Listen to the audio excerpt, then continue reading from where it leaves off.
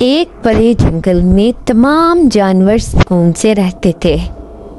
ایک دن ایک لالچی لومڑی نے طے کیا کہ وہ دوسرے جانوروں کا کھانا چوری کرے گی۔ وہ رات کو چھپ کر کبھی بندر کے آم، کبھی ہرن کے سبز گھاس اور کبھی چڑیوں کے بیج چرا لیتی۔ سب جانور پریشان ہو گئے۔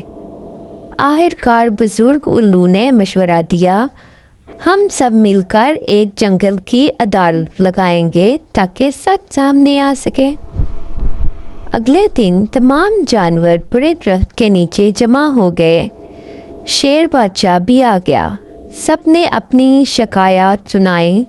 لومڑی نے معصوم بننے کی کوشش کی، لیکن بندر نے کہا، میرے پاس ثبوت ہے۔ بندر نے ایک چھوٹا تھیلا نکالا جس میں آم، گھاس اور پیٹ سب ایک ساتھ تھے، اور یہ سب لومڑی کے بل سے ملے تھے۔ شیر نے سخت لہجے میں کہا، لومڑی، جنگل میں دوستی اور ایمانداری سے رہنا ہوتا ہے۔ اگر تم نے دوبارہ چوری کی تو تمہیں جنگل سے نکال دیا جائے گا۔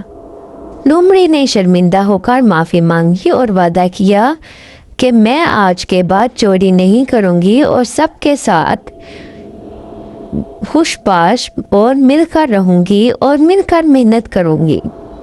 چالاکی وقتی فائدہ دیتی ہے، مگر سچائی اور ایمانداری ہمیشہ عزت دلاتی ہے۔